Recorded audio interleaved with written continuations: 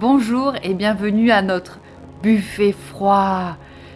Et je vous souhaite à tous une terrible année 2024. Oh, c'est quoi ça? C'est nous, c'est notre réplique à nous, à Léo et moi. C'est qui ça encore, Ça Léo? se fait pas en plus d'insulter nos auditeurs, de leur souhaiter une terrible année comme Oui, ça. puis c'est nous les héros du podcast. C'est à nous de souhaiter des choses effroyables à nos auditeurs. Ah ben, Alors, souhaitez-la déjà- alors, souhaitez. Ouais, et ben déjà, on vous souhaite une super bonne année 2024, pleine de magie, de bonheur, de santé, tout plein de trucs effroyables et cool. Moi, je vous souhaite une très bonne année de films d'horreur, bien sûr. Il y a Night Swing qui va sortir en 2024, donc n'hésitez pas à aller le voir. Il semble être dithyrambique sur les critiques. Eh ben, il faudra aller voir, et puis voilà, une année pleine de mystères et d'effroi. Et puis maintenant que vous avez insulté notre public, madame, nous vous sommons de vous présenter. Qui êtes-vous? Eh bien bonjour, je m'appelle Amandine. Je suis la community manager, la directrice artistique de Buffet Froid. Et je suis ravie d'être à ce poste et je tiens à ma mission, je la prends très au sérieux. Et en plus, elle fait ça gratuitement. On est très content que tu sois là, même si tu as insulté le public. Mais non, j'aime le public. On vous souhaite encore une très très belle année. Ouais, ça va déchirer. Cette année va être effroyablement fantastique. Exactement. Et donc aujourd'hui, Amandine se joint à nous. C'est le deuxième épisode avec un invité. Et on aime bien mixer un peu cette formule, casser un peu le rythme. D'ailleurs, il y aura certainement d'autres invités. Ça nous permet de rompre la monotonie de notre couple là, de podcasteurs. Parce qu'on commence déjà à avoir nos habitudes de vieux couple. Comme des vieux. Et vous Des- dites très bien podcast maintenant, bravo, parce que dans les premiers épisodes, c'était un peu difficile. Là, c'est compliqué à dire podcast. Ça reste un défi. Ça reste un défi, comme l'accent anglais. Oui, un peu. puis par moments la langue fourche, mais on se reprend et on reprend l'exercice. En Bravo. tout cas, on note le compliment. Merci, chère directrice Avec grand artistique. plaisir. Ça fait toujours Je plaisir. veille au grain. Oui, c'est vrai. Léonard, quel est le menu de ce soir? Le menu du jour comprend un peu de réincarnation, un soupçon de renaissance et pour le dessert des vies antérieures. Oh, super. Miam miam. Mais avant de parler de tout ça, de rentrer dans les détails, il faudrait qu'on définisse ce que c'est que chacun de ces concepts et qu'on les distingue les uns des autres. Les vies antérieures, qu'est-ce que c'est? Et pour répondre à cette question, on va demander à Amandine ce qu'elle en pense. Ah oui, ok, mais merci. Alors moi, j'ai une grande théorie là-dessus. Non mais je lis pas tes notes, je ne triche pas. Non mais tout le monde coche ses notes, mais merci, la confiance. On sait jamais. Alors, moi par exemple, j'ai très peur en avion. Et je pense que dans une vie antérieure, je suis peut-être morte dans un accident d'avion. Je pense que nos peurs dans cette vie-là, elles se reflètent par une vie, enfin quelque chose qui s'est passé dans une vie antérieure. Donc j'ai fait mes petites recherches pour ce podcast, mais je pensais pas les sortir maintenant, mais c'est pas grave. Donc, excusez-moi, je Tu as m'équipe. donc triché? Non, je savais juste le thème des vies antérieures. Je me suis dit, bon, quand même, je vais présenter un tout petit truc parce que, quand même, il faut avoir l'air sérieuse. Et en tout cas, est-ce que tu as d'autres peurs, Amandine, à part la Oui, peur de l'avion? J'ai par peur des exemple? serpents aussi. Donc, tu crois que dans une autre vie, tu J'ai- t'es fait mordre par Ouais. un serpent? Mais tout Ou le alors, monde a peur j'ai des fait- serpents. J'ai fait un malaise devant le film des serpents dans l'avion, je sais pas, mais en tout cas, il s'est passé quelque chose Ce avec serait les pire, serpents. là, les deux peurs réunies en un seul film. Oui, oui, oui. Non, mais je pense que voilà, c'est... Donc, j'ai fait mes recherches et sur un site scientifique, alors je sais pas si je peux le citer, mais ça s'appelle L.fr. J'ai fait un test. Là, je connais ce site. Voilà, j'ai fait un test que vous pouvez faire. Je Elle, mettrai- comme le magazine Le féminin? magazine, oui, c'est ça, tout à fait. D'accord. Oui, oui, ben, c'est assez pointu. Très pointu, elle. Oui, hein. oui. Donc j'ai double fait un belle. test en remplissant plein de petites questions, voilà. Et effectivement, C'était quel genre de question? eh ben, c'était, dites un adjectif pour vous décrire, donc intelligente, modeste, fabuleuse, ou timide, donc j'ai choisi, ok, fabuleuse. En deuxième, où aimez-vous voyager, le pôle Nord, le pôle Sud, l'Est, l'Ouest, voilà, c'était plein de questions comme En ça. avion, en bateau. Très pointu, voilà, Très exactement. pointu, très elle, quoi. Oui, et ben voilà, et donc figurez-vous que dans une vie antérieure, Ouais. vous étiez une femme préhistorique. Ah oui, ça remonte à Ah loin. oui, ça remonte à très loin. Et donc, la première phrase qui est écrite, non mais n'importe quoi. Mais par contre, la femme préhistorique, à quel moment elle a pris l'avion? Oui, Ah, mais peut-être justement. pour transporter son corps. Ah, C'est peut-être. Lucie. C'est Lucie. Parce qu'elle a voyagé à travers le monde en avion, Lucie. Peut-être que elle c'est est la pas femme l'état de aussi, Capitaine Caverne aussi. Non. Peut-être. Mais en tout cas, donc il y a écrit dans une vie antérieure, vous étiez une femme préhistorique. Oui. Et en dessous, il y a écrit elle n'a pas eu d'autre vie entre. Elle était très robuste. C'était une chasseuse hors pair. Dans cette vie, Amandine a appris à se méfier de tout. Le superflu n'existait pas et il fallait l'essentiel pour survivre, etc., etc. Donc ma théorie s'avère complètement fausse. Je ne sais pas d'où viennent les vies antérieures. C'est pas forcément que ta théorie est fausse, c'est que elle perçoit autre chose chez toi. Il n'y aurait pas d'autre vie antérieure, il n'y aurait que cette vie de femme préhistorique et tu serais née ensuite directement en tant qu'Amandine. Je sais pas, mais peut-être qu'il faudrait que je trouve d'autres tests sur biba.fr. Alors, Peut-être une Marie-Claire. régression.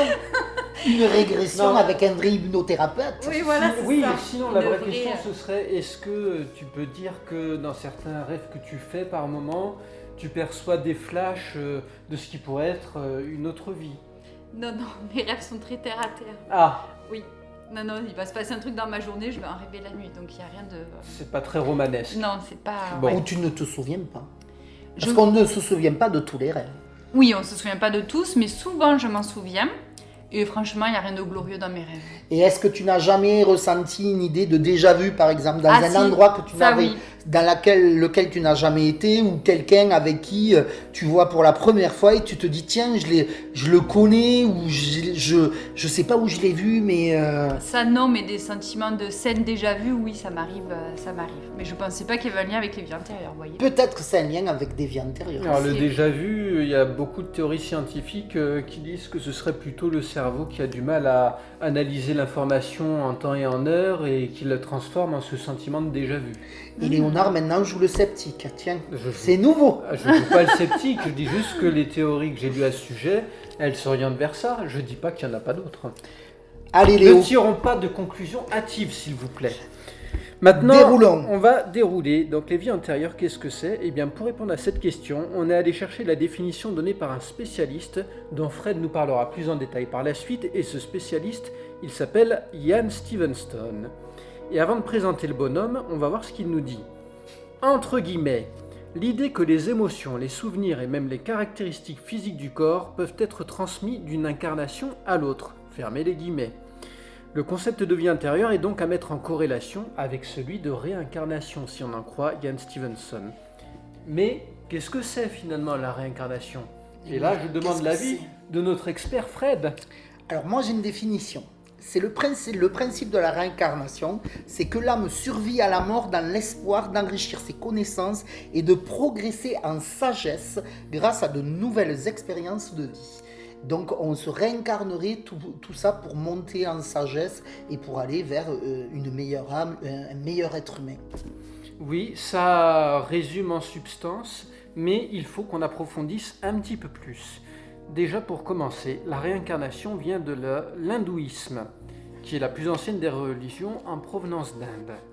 Les hindous croient que chaque personne possède en elle une âme permanente qui est sa véritable essence, et à leur mort, cette essence est transférée d'un corps à l'autre. Ça signifie qu'il s'agit toujours essentiellement de la même personne dans la prochaine vie. Et dans des cas extrêmement rares, certains hindous affirment pouvoir se souvenir de leur vie passée. Et comme on va le voir par la suite, la plupart des études qui ont été menées ont commencé en Inde justement. A contrario, les bouddhistes, eux, croient que rien n'est jamais permanent. C'est une idée qui s'appelle anicca. C'est pourquoi ils rejettent l'idée d'une âme permanente qui se déplace de vie en vie.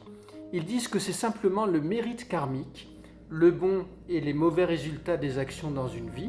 Et d'ailleurs, on s'était fait la réflexion déjà à plusieurs reprises qu'on parlait souvent de karma dans ce podcast. Et force est de reconnaître qu'il revient encore, qu'il s'impose à nous même si on ne le cherche pas. Il nous hante, je dirais même. Il nous poursuit. Et donc ce serait ce mérite karmique pour les bouddhistes qui se transférerait d'une vie précédente à la suivante.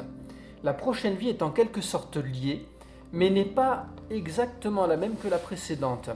C'est une idée qui est assez compliquée, mais en gros ce que ça nous dit, c'est que la personne qui renaît, ce n'est pas la même que celle qui est décédée avant, elle hérite de son capital karmique. Alors que pour les hindous, la personne qui se réincarne, c'est la même que celle qui est décédée avant. Elle a la même âme qui passe d'une vie à une autre. Et par contre, les deux philosophies partagent quand même certaines idées, comme celle du samsara et celle du nirvana. On parle pas du groupe de musique, là. On ne parle pas du groupe de musique, mais on va y revenir. Dans l'hindouisme, le samsara, c'est un terme qui est utilisé pour parler du cycle des renaissances, des vies et des morts, qui se suivent sans que l'adepte réussisse à atteindre la libération, la lumière, le moksha. Et le yoga est là pour aider à sortir de ce cycle. Ça rejoint pas mal ce que tu nous as dit, Fred, à savoir que d'une vie à l'autre, on est censé engranger de la sagesse, du savoir, et que c'est tout cet amas de connaissances qui doit permettre d'échapper au cycle. Dans le bouddhisme, c'est encore autre chose, puisque là, ce n'est pas de la réincarnation, c'est de la renaissance, et le cycle de renaissance est associé avec un cycle de souffrance, dans lequel les êtres sont pris parce qu'ils ne sont pas suffisamment éveillés. C'est vachement moins sympa, celui-là. C'est vachement moins sympa. C'est moins sympa parce que il n'y a pas de commencement dans le temps, ça se perpétue par l'accumulation du karma, couplé à la soif d'existence. Et pour que ça s'achève, les êtres doivent atteindre le nirvana. Et le nirvana, on va expliquer un peu plus loin ce que c'est. À la différence des autres philosophies indiennes, ce n'est pas une âme qui parcourt le samsara, chaque être n'étant qu'un processus impersonnel. Ce n'est ni le même, ni un autre qui renaît. Alors que le bouddhisme Theravada oppose samsara et nirvana, le Mahayana affirme leur identité ultime. Très technique tout ça, cher Léo. Ah ben, quand on dit qu'on fait des recherches, on ne fait pas semblant ici, hein. Oui, mais là vous parlez de réincarnation, mais les vies antérieures alors c'est quoi? Mais on va venir après. D'abord, il faut bien ok. qu'on comprenne la Ok, différence entre ok. renaissance et réincarnation. Ok. Et donc les différences principales qui existent entre les deux, c'est que la réincarnation, et la réincarnation, on le rappelle, c'est dans l'hindouisme, elle fait généralement référence au fait que ce soit une même personne qui revient après la mort dans un endroit différent et dans une autre vie, un autre corps. Oui, c'est souvent ce qu'on associe à la réincarnation, même maintenant. Oui, parce que quand on demande à quelqu'un, moi avant de faire les recherches, on m'aurait dit qu'est-ce que c'est la réincarnation, j'aurais pas fait cette distinction entre réincarnation et renaissance.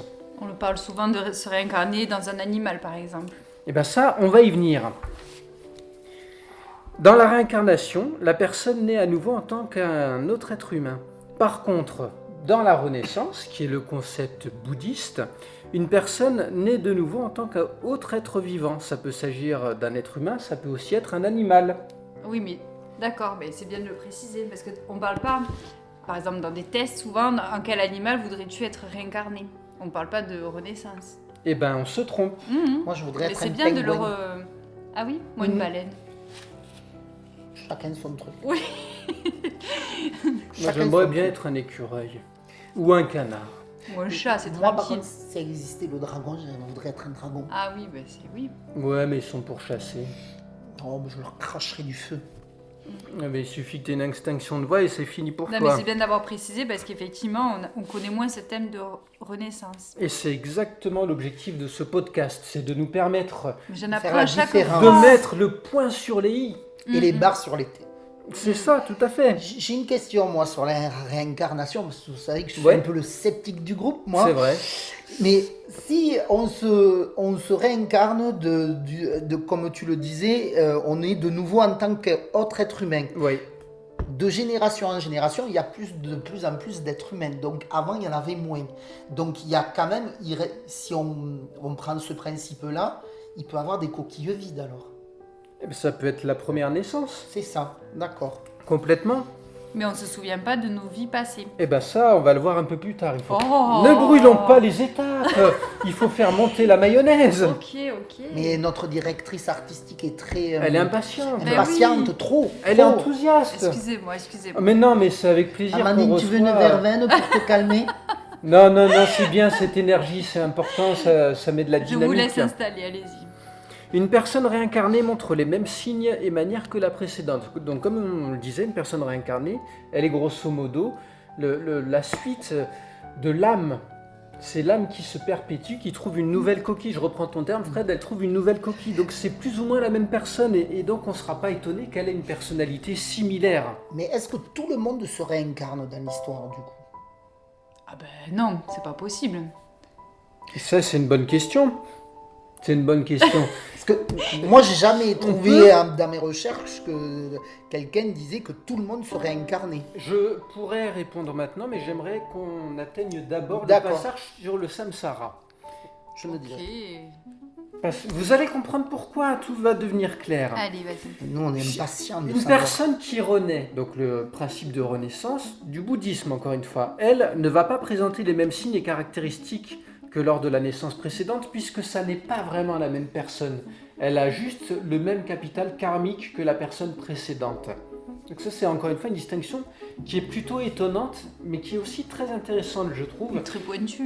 Qui est pointue parce que elle nous donne le sentiment que, ben oui, c'est vrai, c'est pas la même chose, la renaissance et la réincarnation. Pour échapper au samsara, donc le samsara, c'est ce fameux cycle de renaissance ou de réincarnation dont on doit tendre à s'échapper. Pour Grâce être au illuminé. yoga. Grâce au yoga, La si on est position hindou. du chat. Ou du dragon. Je connaissais pas suffisamment le yoga pour argumenter là-dessus, mais je vais vous faire confiance et me dire que vous ne balancez pas des idées à la Bah volée. Non, si la mienne est à la volée et elle ne veut rien dire, la seule position du yoga que je connaisse, c'est le lotus. Ouais, Ah. elle est assez connue celle-là, c'est vrai. D'ailleurs, tu devrais te mettre en position du lotus pour finir cet épisode. D'accord. Ça y est, C'est bon. il est en train de se mettre là, et ça a l'air un peu laborieux parce qu'il n'est pas si souple Non, que non, ça. c'est assez mais Je suis impressionnant. raide comme un piquet. Non, non, Mais se ça voit le pas. fait. Faudra me porter bientôt pour partir. On apprécie l'effort. Pour échapper au samsara, il y a 3 feux à éteindre. Et une fois qu'on a éteint ces 3 feux, on peut atteindre le nirvana. En sanskrit ancien, les 3 syllabes nir, va et na ont chacune une signification quand elles sont combinées. Elles peuvent être traduites de différentes manières. Par exemple, se libérer des racines enchevêtrées ou échapper à la toile tissée. Ça tombe C'est bien, bizarre. demain nous sommes Halloween. Non, c'était il y a longtemps, Halloween. Alors pour nos auditeurs, Halloween, ce sera Ah il y a oui. longtemps. C'est vrai, Il y a- pour il y nos a auditeurs, quelques ça mois. sera pour, Eh il y a oui. quelques temps, Ouais, c'est il y a vrai. une forme de voyage dans le temps Voilà. dans les épisodes entre le moment où ils sont enregistrés et Bon, celui mais où ils c'est sont comme ça, on diffusés. passe de podcast en podcast. Et c'est comme ça qu'on s'en mêle les pinceaux et qu'on s'y perd. Hein. C'est vrai. On en perd notre latin dans Bon. tout ça. Moi, en tout cas, Nirvana, je n'avais pas cette définition-là, tu vois. Je voyais ça comme le paradis, le Nirvana. Tout à fait. Oui, je pense qu'on est pas mal à. Je voyais pas ça à en l'imaginer comme ça. Nirvana. Je rejoins Amandine aussi. Et puis, quand on parle de réincarnation, si on se plonge pas dans les recherches, on a tendance à se dire, ben, c'est chouette finalement de se réincarner parce que ça veut dire qu'après la mort, ça finit pas. Tu meurs pas vraiment, tu as une nouvelle vie, tu peux continuer, c'est cool. Et ben, on va se rendre compte que pour les bouddhistes, c'est pas vraiment l'interprétation qu'ils en font. Le nirvana ou nibbana est expliqué comme le but atteint par ceux qui suivent la voie du bouddhisme, un long voyage spirituel de méditation et d'exploitation du bon karma. Le sens littéral du terme nirvana est traduit par souffler ou éteindre. Le nirvana est décrit comme le but spirituel ultime dans le bouddhisme pour marquer la libération du cycle des renaissances ou samsara. Dans les traditions bouddhistes, le nirvana est expliqué comme l'extinction ou la suppression des 3 feux, passion ou raga, aversion ou dvesha, et ignorance ou moha. Ce n'est qu'une fois ces feux spirituellement éteints que l'on atteint l'état de nirvana. Il décrit un état de retrait du cycle des renaissances et de la souffrance, mais différentes traditions bouddhiques l'ont interprété de différentes manières. Parce que les bouddhistes, pour eux, les vies humaines, c'est difficile, c'est épuisant, c'est rempli de douleur, de déception et de chagrin. Il n'y a pas que pour eux. Ah, c'est comme ça que tu décrirais le cycle de la vie ? Ben non, mais c'est dur de vivre quand même. Bah, Non, mais on peut pas vivre sans connaître que du bonheur. Et voilà. Tu vois, c'est ce qu'Amandine voulait dire.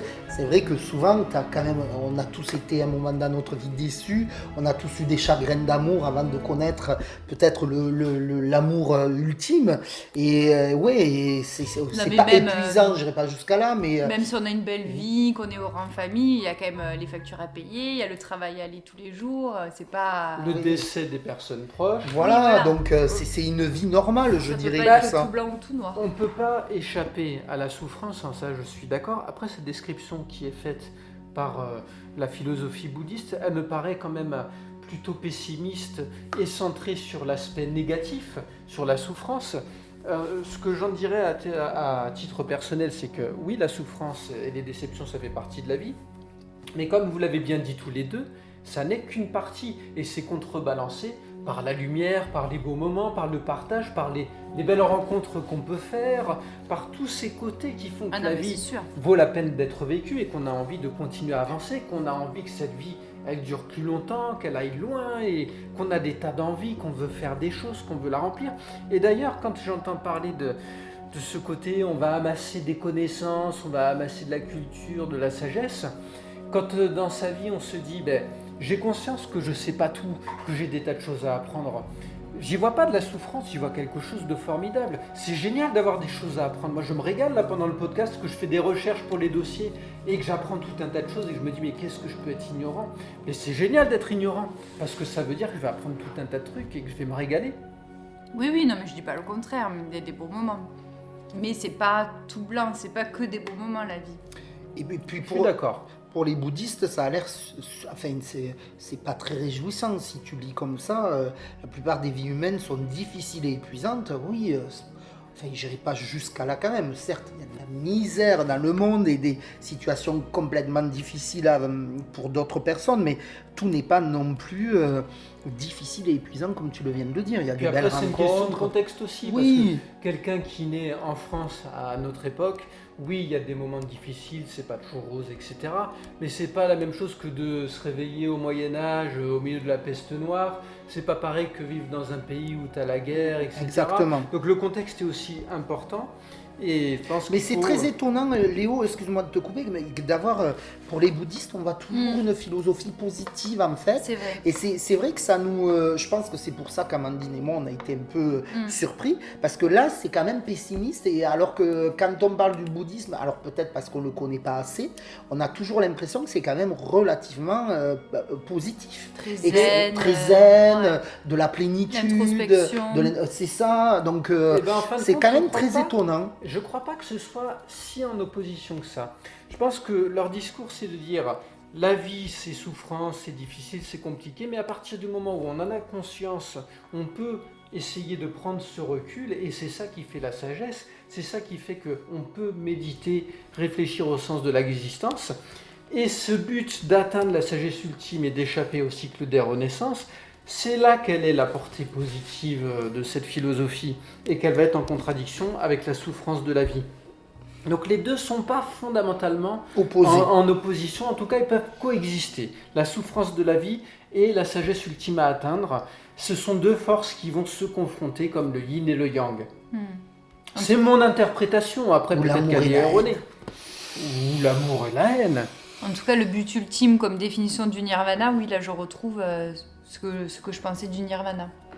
Oui, je comprends. Comparé à tout à l'heure quand tu as commencé à Et pour expliquer. développer davantage cette idée de souffrance, etc., ce qu'ils disent, c'est que la plupart des humains sont tourmentés parce qu'ils ont tout un tas de désirs qu'ils n'auront jamais, et le jour où ils réussissent à atteindre un objectif, à atteindre un but et à atteindre ce désir, finalement, ils ne sont pas satisfaits, ils ne sont pas plus heureux, ils vont simplement créer de nouveaux désirs pour remplacer les anciens.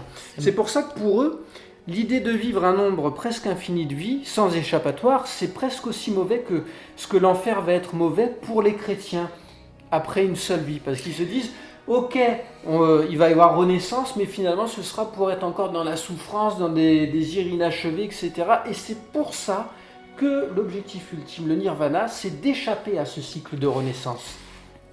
C'était les premiers prémices de la société de consommation, c'était des visionnaires, les bouddhistes à ce moment-là, quand ils ont Ils fait avaient ça. tout compris. Ils avaient tout compris, ils avaient déjà une vision du monde occidental déjà bien établie, On dirait. et c'est ce qu'on a dans nos sociétés. Et dès qu'on a quelque chose qu'on peut avoir, et si on l'a, on va encore aller vers d'autres désirs. Oui, c'est on vrai. veut un téléphone, on a un téléphone Nokia 3310, après l'Apple il sort, l'iPhone il sort, on veut l'iPhone, et c'est toujours la course. Donc, Et vous voyez, comme si on avait besoin de consommer pour combler quelque Pour chose, combler un une espèce vide. de vide.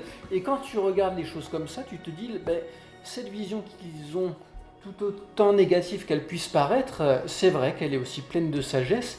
Et j'en profite pour dire que ça répond un peu à ta question qui était un peu plus tôt et à laquelle je n'ai pas voulu répondre immédiatement, qui était de savoir, est-ce que tout le monde renaît ou se réincarne? Et ce que j'en comprends, et encore une fois ça reste mon interprétation, c'est que oui, puisque l'objectif ultime c'est d'échapper au cycle des renaissances. Ça veut dire que et que le seul moyen de le faire, c'est d'atteindre la sagesse ultime, ça veut dire que c'est un passage obligé, les renaissances, dans l'existence de quelqu'un. Oui, mais moi je trouve que c'est un peu pessimiste parce que si on vit une vie dure, difficile, avec des échecs, on peut se dire dans la prochaine vie, ça je vais l'anticiper et ça va mieux se passer. Donc je verrais pas ça comme quelque chose de négatif, moi, d'avoir plusieurs vies, de se dire là j'ai loupé cette vie-là, elle est complètement loupée, je suis passée à côté. Et dans celle d'après, je vais être plus ouverte aux autres, je vais faire le métier que j'aime, Et en fait, je pense qu'il faut plus le prendre comme une chance de pouvoir s'améliorer ou... je sais pas, moi. Et là, ce que tu dis, on serait plus dans le principe de réincarnation hindouiste. Puisque ce serait comme ce que tu dis, c'est que dans une vie suivante, on peut tendre à s'améliorer, à faire les choses différemment. Donc on serait sensiblement la même personne. Oui. Ce serait notre âme qui passerait dans une vie suivante. Donc vraiment, on serait dans de la réincarnation. Mais ça sous-entend aussi qu'il faudrait avoir la capacité de se rappeler de la vie antérieure. Ouais. Mais bon, s'ils se souviennent pas de leur vie, alors il n'y a pas de cycle infernal. Si, puisque qu'ils s'en souviennent ou pas, le fait est que ça existe pour eux. D'accord, ok. C'est le karma. C'est la même question de se dire, si jamais un arbre tombe dans une forêt et que personne n'est là pour l'entendre, est-ce qu'il va produire un bruit? Bah oui. Voilà. Ben oui. Tu ne sais pas. Bah quand même.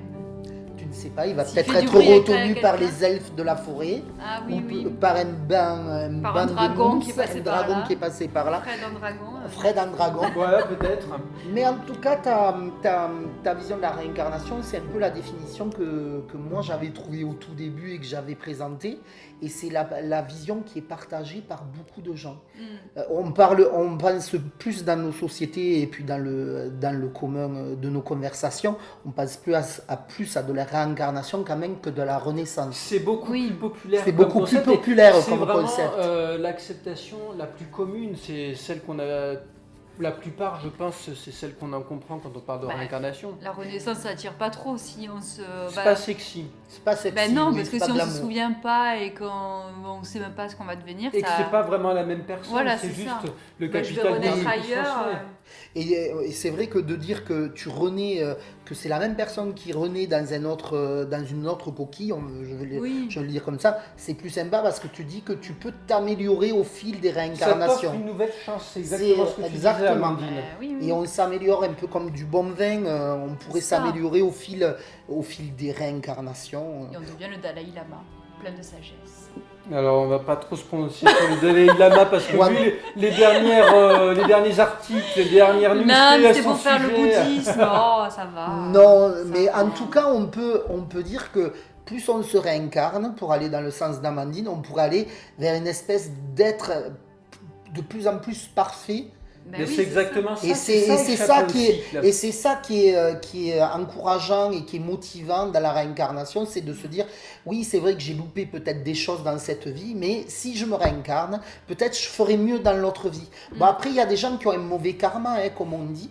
Il y a des gens qui là, ont... on est dans la Renaissance. On est dans la Renaissance. Donc après, on répète des fois les mêmes erreurs peut-être qu'on a fait dans d'autres vies, j'en sais rien. mais- Sauf si on a la chance d'avoir Sam Beckett qui intervient dans notre vie. Sam Beckett, le héros de la série Code Quantum, C'est qui vrai. revient dans le passé pour effacer les erreurs des gens et les aider à atteindre une vie meilleure.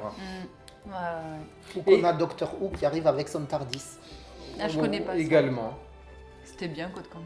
C'était sympa et ils ont préparé une sorte de reboot, De reboot. qui serait une suite. Mais il est mort, l'acteur, non?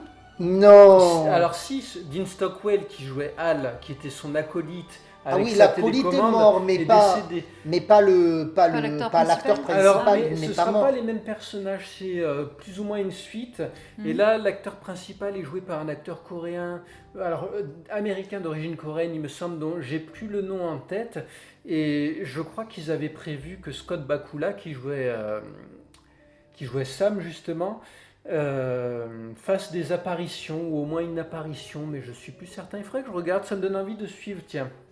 Parce que Bakula, il a joué dans NCIS, dans une variante de NCIS. Oui, c'est Donc, Ah ouais, euh, d'accord. Il est encore Ah oui, en vie. il Ne est- l'enterre Non, pas, non, Amandine, non, mais il le me pauvre. semblait- Scott Bakula, excusez-moi. il est plus jeune que Dean Stockwell, hein. Il n'est pas si âgé que ça, il doit avoir peut-être une soixantaine d'années, je pense. Je sais pas, il paraissait vieux à l'époque. Bah, ça c'est un truc... Eh ben, on regarde enfin. Hein. D'ailleurs, j'avais paraît dit vieux, nous, maintenant, dans un épisode précédent que j'avais comme défi de regarder L'Exorciste. C'est un défi que j'ai relevé, j'en ferai regarder ce film, on en parlera davantage une autre fois. Mais tout ça pour dire que c'est un film de 1973. Et quand je le regardais, je me disais, mais ils ont l'air vieux tous. Et pourtant, je suis sûr que celle qui joue la mère, elle était peut-être plus jeune que moi aujourd'hui. Mais on aurait dit que ça pouvait être ma mère. Ouais. Parce qu'ils avaient des looks. Le look de l'époque. Ouais. Et l'image qui fait un peu vieille maintenant. Ah oui, ça en rajoute aussi. Hein. Et on a l'impression qu'elle n'a pas vieilli dans la suite de l'Exorciste là qui sort ou qui est déjà sorti depuis 15 jours. On dirait qu'elle n'a pas vieilli. Mais c'est la mère ou c'est la fille? C'est la mère. Non, la fille est morte si je me souviens bien. Ah oui, elle avait été possédée. Là. Elle est décédée. Si j'ai incarnée bon ou je sais souvenir, pas quoi. mais c'est la mère qui revient de Non, Meghan. l'actrice, je parlais moi. Oui. Oui, Mais l'actrice c'est qui mais jouait joue le Meghan rôle. et je pense qu'elle est morte. Et elle joue le même rôle. Et la mère de Meghan joue le même rôle. Et Et on dirait qu'elle a pas vieilli. parce qu'elle avait déjà l'air vieille. Mais la Peut-être. première saison de Friends, ils font beaucoup plus vieux que dans la dernière saison. Et peut-être L'image, elle est qu'ils tellement. se sont pas réincarnés.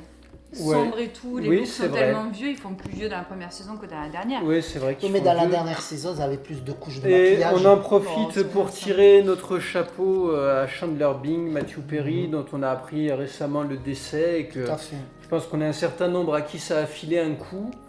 Parce que, bon, on a grandi avec et tout. Donc, Paix à son âme. voilà, exactement. En espérant qu'il se réincarne. Bon, aussi. maintenant, ça suffit de sortir des sentiers battus. Il faut qu'on revienne à notre sujet Oui, quand même. Hein. Mais du coup, est-ce que parlais la de croyance. réincarnation, renaissance, etc., c'est quelque chose qui est installé depuis très longtemps chez nous ou pas? Eh ben, il y a eu des études qui ont été faites, notamment dans les années 90. D'après le Huffington Post, dans les années 90, on avait 22% de la population française qui disait croire en la réincarnation. Et là, on parle bien de la réincarnation au sens hindouiste du terme. En 2023, on est passé à 43% chez les moins de 35 ans et 32% de la population globale, donc 10% de plus. Donc on se rend compte quand même que ça commence à faire beaucoup et que d'ici quelques temps, il y aura peut-être bien la moitié de la population française qui y croira à cette histoire. Et est-ce qu'on sait pourquoi ces chiffres ont augmenté comme ça, Léo? Moi, je sais. On va y venir, mais par contre, il y a un parallèle avant ça qui est intéressant à dresser, c'est que les chiffres sont assez similaires quand on demande aux personnes s'ils croient à l'astrologie, au vaudou, à la sorcellerie ou au spiritisme. C'est à la mode, tout ça, c'est des thèmes à la mode en ce moment. Ça fait 1 an que c'est vachement à la mode, les tarots, les pierres, tous ces pouvoirs-là, c'est... Depuis 1 an, tu penses? Ah oui. Tu l'observes sur les réseaux sociaux Ah surtout, oui, c'est vachement... oui, les tirages de tarot, c'est... Il y a quelques mois, genre 6 mois, tout le monde en parlait sur les réseaux. Enfin, j'ai pas ça a suivi, vraiment moi, pris. ça. Ah oui, c'est... Et il y a Mais un tu truc regarderas- qui a lancé ça en particulier? Je sais pas. Je pense que c'est des influenceurs qui ont dû en parler, les gens sont intéressés, mais le pouvoir des pierres, de la lune, franchement, les tirages de tarot, tu vas voir à Noël, ça va D'accord. cartonner, c'est sûr. En tout cas, c'est en corrélation aussi avec l'engouement sur les films d'horreur qui est depuis quelques années. Ça correspond assez... pendant un temps, le film d'horreur n'était pas très à la mode. Il y a une Et renaissance. il y a une ouais. renaissance à un moment des films ça, d'horreur. Et du coup, ou peut-être Scream qui a fait rebondir le genre du slasher. Est-ce que Scream c'est vraiment de l'horreur ou oui, est-ce que c'est c'est de gore. un thriller Ouais, c'est un d'épouvante? thriller, Ça c'est fait un très thriller, peur. mais ça a pu relancer les choses. Mais peut-être la saga Conjuring, peut-être plutôt, Bon, c'est- qui a été quand même vue par des millions et Bah, des après, millions de gens quand même. Là où je rejoindrais davantage Fred sur Conjuring plutôt C'est que Scream. Scream, c'est que Scream, ouais, c'est du slasher C'est qui- du slasher movie. où il Scream. n'y a pas de Ah, paranormal, il n'y a non. pas de surnaturel, il n'y a pas c'est ce genre de gentil. choses. Non, mais c'est pas la question de ça gentil ou pas, c'est que Conjuring ça parle de surnaturel et de paranormal. Scream non, Ben c'est non. des tueurs humains. Et Je Conjuring, ça s'inscrit dans une réalité vécue par le couple Warren, donc il y a une Ça assise m'attire quand pas du même tout. très terre à terre. C'est inspiré de faits réels. C'est Ouais. soi-disant Ouais. inspiré de faits réels, même s'il y a eu quand même des enquêtes et pour dire que les époux Warren en avaient rajouté, voire que c'était des escrocs. Mais en tout cas, ça correspond avec toute la saga Conjuring. Conjuring, Annabelle, Et alors tout pourquoi ça. est-ce que ça te tente pas, The Conjuring, etc. Oh, écoute, arrête. Ah ben tu nous as dit ça me tente pas, on veut Non, savoir non, pourquoi. j'aime pas parler des esprits, tout ça, ça m'attire pas du tout. Ah. Et j'ai envie de bien dormir cette nuit, merci. Bon, donc c'était plutôt le bon sujet pour te faire C'est pour ça intervenir. que Scream, c'est gentil. T'as juste La peur sor- parce qu'il y a quelqu'un qui sort comme ça. Souviens-toi l'été dernier. Voilà, c'est parfait. La sorcellerie, Amandine, c'est Mm. pas forcément les esprits. Le spiritisme, c'est juste la communication avec le monde de Oui, mais l'au-delà. j'ai pas envie de savoir ça, moi. Mais la sorcellerie, c'est plutôt à relier avec le vaudou, Mm. où tu pourrais jeter des sorts sur des gens que t'aimes pas. Bah, ce alors, genre de et choses. pas toujours en plus, parce que Non. souvent celles qui étaient traitées de sorcières, c'était des femmes qui utilisaient les plantes pour Oui. soigner, qui aidaient Tout à fait. les femmes à avorter ou en tout cas à donner naissance quand c'était un enfant illégitime. Et le terme de sorcière, il a été utilisé parce que voilà, c'était des sociétés qui se voulaient prudes, qui avaient tendance à rejeter rapidement Oui, à ceux qui avaient Salem. une existence différente. En tout cas, à Salem, c'était pas des vraies sorcières, c'était vraiment des gens, c'était des femmes qu'on a brûlées parce qu'elles Mais c'est- gênaient, elles avaient trop d'indépendance, Mais c'est etc. ça, c'est elles surtout étaient Trop de en, connaissances. oui, en Les sorcières. adéquation avec le temps de Salem, en Et fait. puis, quand on parle de sorcières, surtout à la période d'Halloween, on les dessine avec des verrues sur le nez, à jeter des sorts, à kidnapper les enfants. En vérité, les sorcières, elles n'étaient pas dans une dynamique négative de faire du du tout. mal ou quoi que ce soit. Les sœurs Halliwell, regarde, elles sont top. Les sœurs Halliwell, elles sont belles, intelligentes et rusées. Et Indépendantes. indépendantes. Et en plus, elles œuvrent pour le bien. C'est Et clair, le surtout vaudou, Piper. c'est une forme de sorcellerie, dans le sens où on jette des sorts, mais Bah, de le la même vaudou, c'est manière. pour faire mal. Parce que c'est ce que j'allais venir, il y a de la sorcellerie blanche et de la sorcellerie noire. Mm. La sorcellerie blanche qui se veut positive pour faire du bien, pour aider, la sorcellerie noire qui consiste en des mauvais sorts. Et en sachant que le vaudou, il vient d'Haïti, le plus clair du temps, que la sorcellerie, c'est plutôt, on va dire, mondial, où on a des chamans dans tous les coins des 4 coins du monde, on a des chamans, on a des rituels, etc. Alors que le vaudou, c'est vraiment spécialisé sur Haïti, où C'est très culturel. c'est très culturel et très localisé en fait. C'est vrai. Et le spiritisme, c'est qu'un courant. C'est un courant qui a été créé au 18e ou 19e siècle. Et ça il y Ça a eu- commencé au début du 19e, ça s'est beaucoup popularisé en 1840, mais ça, on y reviendra dans Une autre l'épisode fois. sur les médiums. Exactement. Sur la question des réincarnations, des renaissances et des vies antérieures, qu'est-ce qui explique aujourd'hui l'intérêt qu'on a pour ce concept et qui est autant de personnes qui y croient finalement? Est-ce que c'est parce qu'on a le sentiment que notre existence devrait être meilleure, comme tu l'as très bien dit plus tôt, Amandine? Est-ce qu'on peut y voir une corrélation avec des aspirations de plus en plus poussées à s'éloigner des valeurs de la société de consommation moderne? Est-ce que c'est parce que voilà, on a envie de se détacher de tous ces objets, de ces besoins, de ces désirs qui sont inutiles finalement, et de revenir aux sources et de se poser la question, qu'est-ce que c'est d'être heureux et comment est-ce qu'on peut être heureux sans céder aux pulsions qu'on essaye de nous communiquer par la pub, par les infos, par un peu tout ça? Je pense que tout ce qui est le pouvoir, là, de qu'on parlait du tarot, de l'astrologie, tout ça, c'est pour faire un travail d'introspection et de se dire quelle période pour moi est la plus favorable pour me lancer dans de nouveaux projets. Je pense que depuis le Covid, les gens, ils ont vraiment envie de changement et que par ce biais-là, ils se disent, tel là, c'est peut-être, j'ai envie d'ouvrir ma brocante. Et là, je vois que c'est la période favorable pour tenter un changement. Je pense que les gens ont besoin de ça pour se lancer, en fait. Je pense. Il y a aussi peut-être que les gens n'ont pas envie que ça finisse, que leur vie finisse comme ça. Ça fait peur quand même que ta vie finisse comme ça d'un coup d'un seul. Oui. Tu meurs. T'es là et t'es plus là. T'es plus là C'est et fini. c'est fini. Et il n'y la a vie plus rien. continue sans toi. Et la vie continue sans nous. C'est aussi fort angoissant de se dire qu'on peut se réincarner ou dans une autre coquille, on va dire, ou dans un autre être humain qui arrive sur Terre. C'est quand même très rassurant et ça permet de faire passer l'idée de la mort plus facilement. Eh ben, j'ai envie de dire oui et Pour les non, non-croyants. parce que en même temps, si tu te dis je vais pouvoir me réincarner mais je m'en rappellerai pas, eh ben au final c'est un peu comme si tu mourais. Alors, pas forcément, parce que quand tu es dans une société comme la nôtre, tu l'as bien dit, il y a 32% de la population française qui croit en la réincarnation.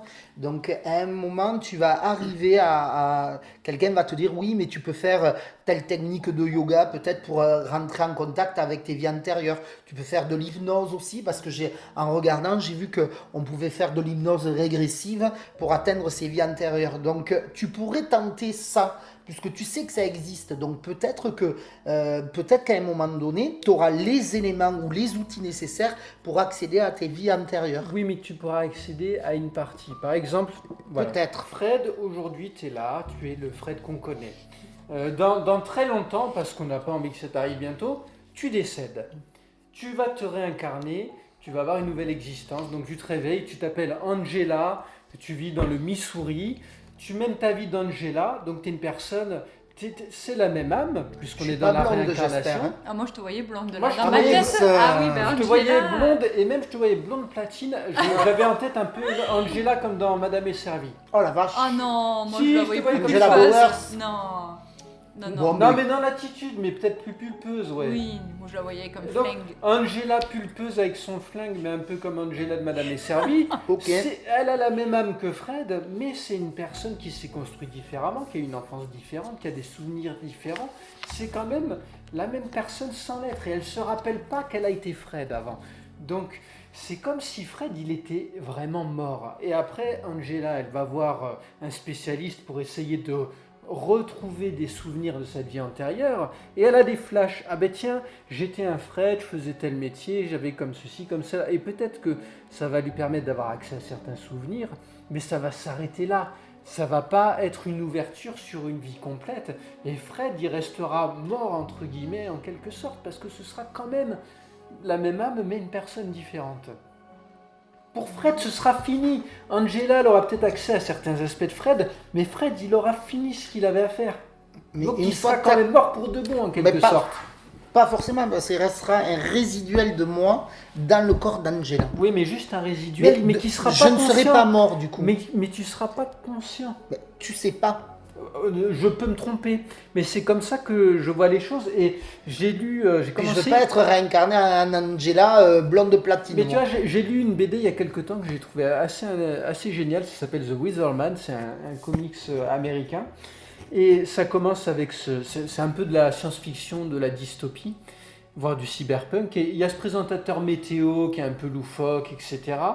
Et sa vie bascule le jour où on lui dit « Mais en fait, toi, tu es tel terroriste qui a voulu mettre fin au monde et tu t'es implanté des nouveaux souvenirs pour oublier qui tu étais et te faire passer pour un innocent, te faire oublier. » Et la BD, elle pose cette question. Ce présentateur météo, il n'a aucun souvenir d'avoir été un terroriste. Il est de fait une personne différente, une bonne personne parce il est plutôt sympa, il est attentif aux autres. Quand on ne sait pas encore qu'il a été le terroriste avant, on voit que c'est quelqu'un qui est plutôt dans l'empathie, etc. Et tout à coup, on lui dit, on va te réimplanter tes souvenirs d'origine et tu vas être un nouveau terroriste. Tu vas être ce fameux terroriste et tu vas être condamné pour tes crimes. Et au moment où on va lui implanter les souvenirs, la personne qu'il était, ce fameux présentateur météo, il va disparaître, il va être effacé par les souvenirs d'avant de ce terroriste, parce que c'est vraiment deux personnes différentes en fin de compte. C'est la question que pose la BD, et je ne sais pas comment ça se termine, parce qu'on attend que le 3e volume soit publié. Donc je serais très intéressé par savoir comment ils vont répondre à cette question.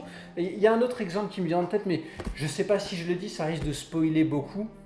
Mais c'est une question qui est au centre de la série télé de HBO, Watchmen, qui a été écrite comme une suite à la BD de Alan Moore et Dave Gibbons. Mais je ne veux pas en dire davantage, tout ça pour dire que c'est un vrai questionnement. Une fois que tu te réincarnes, même si l'âme est la même, si tu n'as plus de souvenirs, la personne d'avant, est-ce qu'elle existe encore réellement? En tout cas, est-ce que sa conscience subsiste? Et si ce n'est pas le cas, est-ce qu'elle n'est pas vraiment morte pour de bon, même s'il y a réincarnation? Si tu regardes Assassin's Creed, le film. Est-ce qu'on a vraiment envie de regarder le film Assassin's Creed? Alors, on n'a peut-être pas envie, mais ça va lever le voile sur toutes tes questions. Parce que grâce... Parce que je l'ai vu ce film et je n'en ai aucun souvenir, Alors, si ce n'est que je m'étais un peu ennuyé. Moi, je le trouve pas très bon non plus, très en deçà du jeu, bien entendu, comme souvent sont les adaptations. Mais dans le film, il se rappelle grâce à un ordinateur ses vies antérieures et à la fin, il devient vraiment un Assassin's Creed. Donc, et alors qu'il n'était pas au début. Alors, c'est pas exactement le concept d'Assassin's Creed. Alors, c'est peut-être pas Assassin's Creed, c'est pas de la réincarnation en tant que telle, c'est une mémoire génétique qui nous permet de revivre les souvenirs de ses ancêtres. C'est quand même un peu de la réincarnation. Non, parce que c'est comme si on pouvait... Je pense qu'il pourrait développer le concept, et d'ailleurs c'est un peu le cas dans certains des spin-offs, comme Assassin's Creed Libération, où Abstergo, la compagnie qui a été créée par les Templiers, utilise l'Animus il commercialise une version de l'Animus, et les gens peuvent acheter cet objet, cette version, pour vivre des souvenirs de personnes qui ne sont pas leurs ancêtres. Donc il n'y a même plus cette histoire de mémoire génétique, ça n'est pas partagé avec ton ancêtre, on te permet de revivre les souvenirs de quelqu'un avec qui tu n'as aucun lien. Je n'ai pas joué à celui-là. Et donc on n'a pas Moi, je cette corrélation qu'on pourrait faire avec la réincarnation. Alors, Origins, tu l'as commencé il y a combien de temps? Il y a au moins 2 ans. 1 an et demi. Il y a 2 ans, je dirais facilement. Il serait temps que tu le finisses. Il serait temps que je le finisse. Mais je le mettrais pas dans le même sac, Assassin's Creed. Pour moi, on n'est pas vraiment dans de la réincarnation. Parce que c'est de revivre la vie de ses ancêtres. Alors que dans la réincarnation, tu te réincarnes pas forcément dans ta lignée.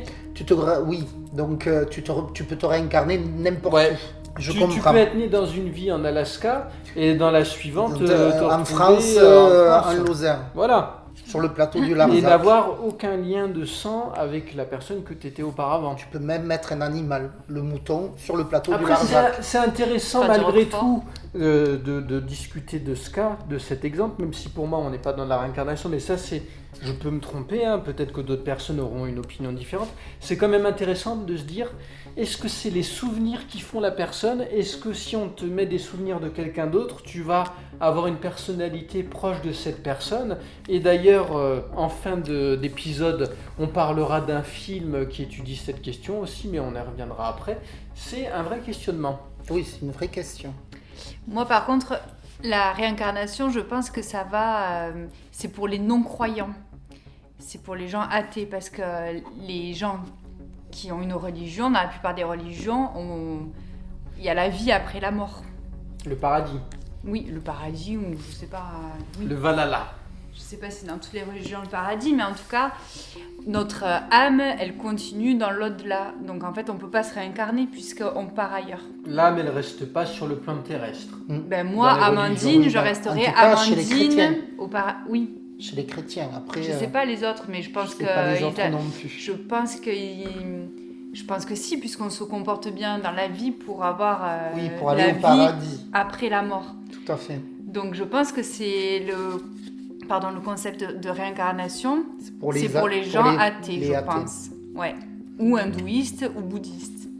Ce serait une façon de dire que c'est un concept qui est pas trop dans les religions occidentales en tout cas. Ben, je pense pas. C'est pour ça que ce que vous dites c'est intéressant, mais je pense que ça peut pas parler à tout le monde, puisqu'effectivement on tend à ça quand on est croyant. On se dit, ben moi, je veux continuer ma vie dans l'au-delà.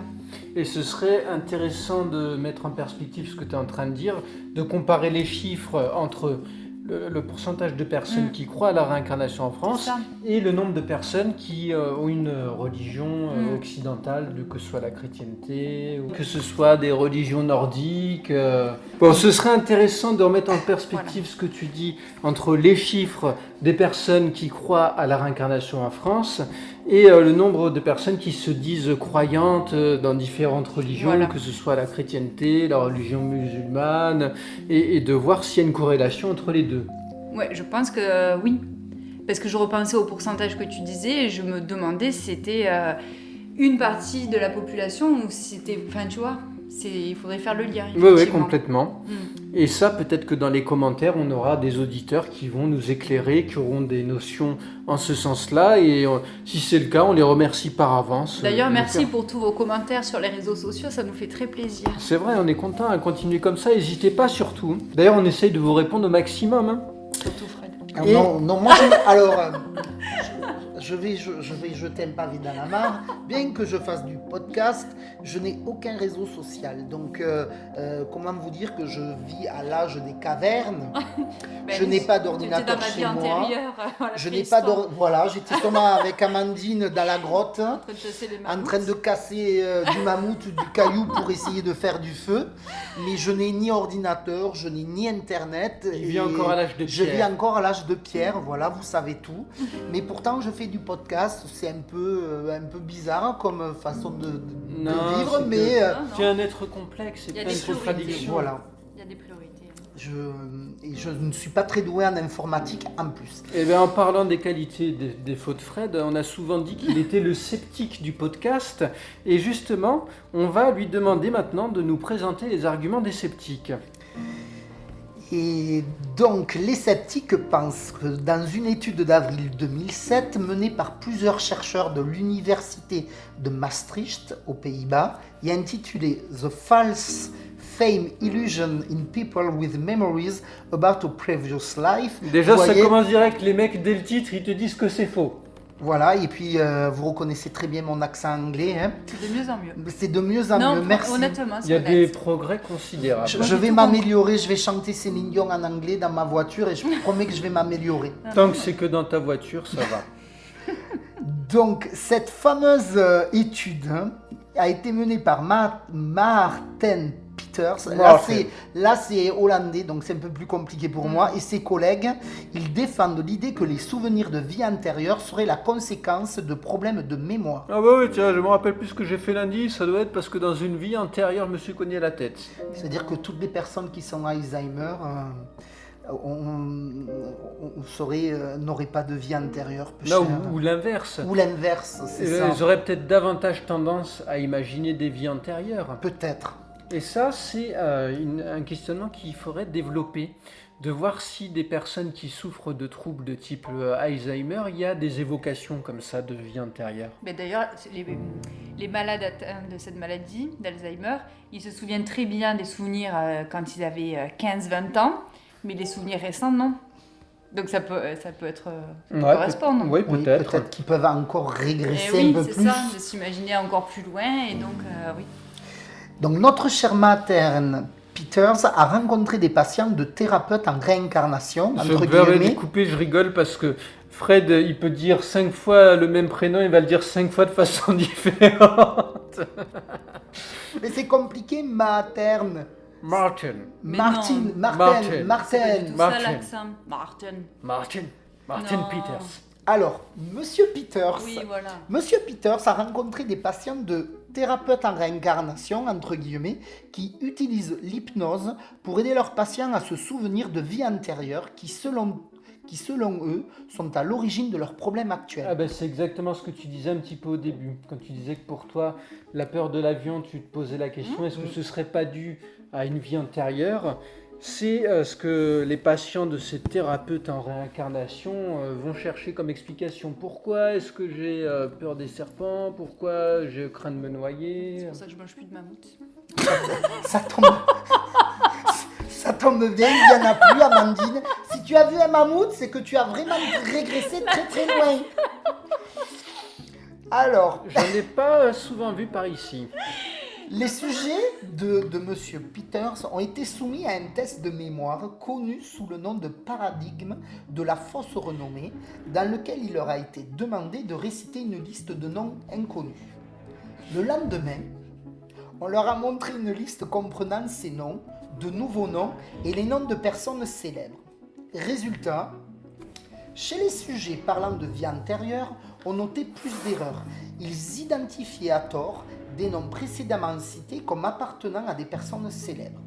La conclusion de ce test est que ces personnes ont tendance à mal se souvenir de la source originale d'un souvenir.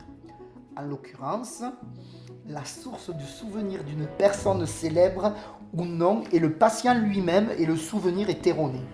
Et parce que ces personnes ont du mal à identifier la source du souvenir, elles vont plus souvent avoir du mal à faire la distinction entre un souvenir réel et une histoire de l'ordre de l'imaginaire. Peters, toujours Martin, explique qu'une fois qu'on se familiarise bien avec une histoire, on peut ainsi avoir tendance à se convaincre qu'il s'agit d'un souvenir qui aurait bien eu lieu. Mais c'est vrai. C'est l'autosuggestion. Mais c'est pas du tout une histoire que Baba Yaga avec sa cabane avec des jambes en bois, elle me pourchasse tous les lundis soirs. Ou qu'Amandine C'est un a souvenir a réel. vu un mammouth Au traîner rayon de Carrefour. dans la forêt. Mais écoutez, c'est très bon. Le carpaccio de mammouth, vous devriez essayer. Cela dit, il y a des sangliers vers chez nous. Selon Jim Tucker, psychiatre au centre médical de l'Université de Virginie, aux États-Unis, on retrouve certains points communs chez beaucoup de patients de thérapie de réincarnation. Problèmes psychologiques importants, et je ne vise personne quand je dis ça, et grande sensibilité à l'hypnose. Non mais ces psychiatres, de toute manière, tu peux leur demander n'importe quoi. Ouais, pourquoi est-ce que mon épaule me fait mal? Ah, vous devez avoir des troubles psychiatriques, venez, on va vous soigner, j'ai quelques médicaments pour vous. Ça vient de votre mère. C'est la faute de votre Ah, mère. ben, Tout est la faute de nos mères, Ah, mais vous avez ça, remarqué. C'est quand même Ah bah, assez ça, je vous le souvent dis. la faute des mères. Ah bah oui, oui. Pauvre maman. Merci. L'une des hypothèses avancées pour remettre en cause la véracité des souvenirs de vie antérieure est celle du phénomène de cryptomnésie. Ah, c'est comme la crypto-monnaie? Je ne pense pas. Je ne pense pas. Je me trompe peut-être, Léo, mais je vais t'expliquer ce que Vas-y, c'est. explique-nous ce Ah. que c'est. Cette cryptomnésie Non. survient lorsqu'un souvenir oublié revient sans qu'il soit reconnu comme tel par le sujet, qui croit qu'il s'agit de quelque chose de nouveau et d'original. Ah, un peu comme un déjà-vu. Tout à fait. Il s'agit d'un biais de mémoire par lequel une personne peut se rappeler à tort d'avoir généré une pensée, une idée, une mélodie, un nom ou une blague. Elle ne se livre pas délibérément au plagiat, mais vit un souvenir comme s'il s'agissait d'une nouvelle inspiration. Ah ouais, il y avait un épisode de Malcolm comme ça où il décide qu'il veut faire de la musique, Malcolm. Il achète une guitare et tout, et il est trop dégoûté parce que ses frères, ils ont trop des talents. Et il passe tout l'épisode à écrire une chanson. Et quand il la chante devant sa famille, il se rend compte que c'est exactement la même chanson qu'une publicité pour des chewing-gums ou un truc comme ça. Et il était persuadé d'être un génie, d'avoir créé une super chanson. Et en fait, pas du tout. Pauvrette, pauvre Malcolm. Elle s'approprie inconsciemment ce qui vient d'autrui et le fait sien comme s'il s'agissait de son propre souvenir, de sa propre création, C'est comme ça. Malcolm. Comme Malcolm. Pour illustrer ce concept, nous pouvons évoquer le dessin animé South Park. Dans un épisode dont je n'ai plus la référence en tête, parce que je commence à être vieux, Cartman est frappé de cryptomnésie. Le jeune garçon est tellement convaincu d'être à l'origine d'une idée qu'il préférera accepter d'être puni comme l'étant auteur plutôt que de laisser celui qui était véritablement à l'origine de l'idée Ah oui, je en sais. accepter la responsabilité. C'est ça, et il y a Kyle qui lui dit Mais non, Cartman, tu dis n'importe quoi, c'est moi qui ai. C'est son ennemi en plus. Ouais, et il dit Non, je sais ce que tu essayes de faire, Kyle, mais c'est moi qui ai eu l'idée. Et il en est persuadé alors qu'il n'avait pas du tout eu l'idée. Donc ça c'est Nésie. cryptomnésie. Cryptomnésie.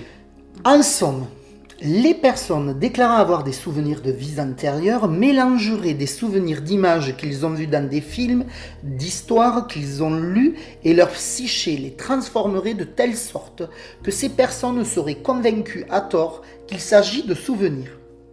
Il est important de rappeler qu'il s'agit d'hypothèses et qu'aucune n'a prouvé de façon inébranlable leur fondement. Oui, parce que n'oublions pas que souvent chez les scientifiques, les mecs ils arrivent, ils disent Ah, bah, alors moi je pense que c'est C'est ça. vrai. Ils disent Ouais, c'est quoi vos preuves? Ah, ouais, enfin je suis scientifique. Bah d'accord, mais est-ce que dans la science il faut pas aussi des preuves par moment? Non mais ça paraît crédible tout ça. Et il y a une autre petite théorie que j'ai trouvée qui est assez sympathique. Ah, Il ne faut pas confondre la réincarnation avec la mémoire cellulaire, qui prétend que les souvenirs pourraient être stockés dans toutes les cellules de notre corps et pas seulement dans notre cerveau. Chaque cellule aurait donc ainsi une mémoire et réagirait de manière très concrète aux souvenirs de cette vie et des vies précédentes, que notre esprit soit conscient ou non de ces souvenirs. et là pour le coup, Ça ressemble un peu à l'idée centrale du concept d'Assassin's Creed. Tout de à la fait. mémoire génétique qui est stockée, pas nécessairement dans le cerveau, mais dans Mais l'ADN. partout, dans l'ADN, dans toutes les cellules. Donc, et cette mémoire ne s'arrête pas au vécu de notre vie. Nous portons le bagage de notre père et notre mère et de nos ancêtres, puisque nous sommes issus de deux cellules. Ces souvenirs sont transmis de génération en génération. Ils sont donc transmis dans notre ADN et donc à nos enfants. Pour ce piano. Cette théorie est illustrée par le papillon monarque.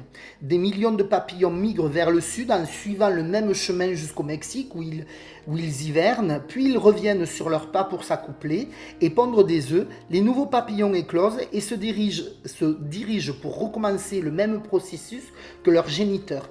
Les papillons ne font jamais le voyage retour. Leur ADN a transmis à leurs descendants de faire le même voyage chaque année. Donc voilà la mémoire cellulaire. Et donc les réincarnations ne seraient que des choses qui seraient inscrites, que du matériel inscrit dans notre ADN et qui serait transmis de génération en génération. Ça, ce que tu viens de dire, j'y crois beaucoup, Fred, parce que pour mes enfants, j'ai été voir une micro-kiné pour des problèmes de sommeil, par exemple. Et pour un des deux, la micro-kiné a dit que ces problèmes-là de sommeil, c'était la mémoire transgénérationnelle. Ça venait pas de mon enfant, mais d'un ancêtre à lui qui avait des problèmes de sommeil et qui l'avait transmis à mon enfant. Ça se retrouve chez lui, mais pas parce que lui a des problèmes de sommeil, parce qu'un ancêtre à lui vivait très mal de sommeil. Il avait très peur d'aller dormir en fait. Donc il a hérité de la ça. peur et Voilà. du trouble de cet ancêtre. Et donc c'est ce qu'elle a appelé la mémoire transgénérationnelle. Et ça se transmet pas forcément du parent ni du grand-parent, mais ça peut être à quelques générations avant. Une histoire partagée de génération en génération dans une même famille. Et c'est ça qui fait qu'on pourrait avoir des bribes de souvenirs peut-être, ou en tout cas des émotions, des craintes. Qu'on ne comprend pas forcément sur le moment, mais qu'en analysant... Mais c'est pas idiot, on sait qu'on n'a pas tout découvert dans l'ADN, donc peut-être qu'il y a des branches d'ADN sur lesquelles il y a des brins de mémoire ou des bouts de mémoire, des peurs transmises, des joies transmises, ou des croyances carrément, ou des émotions.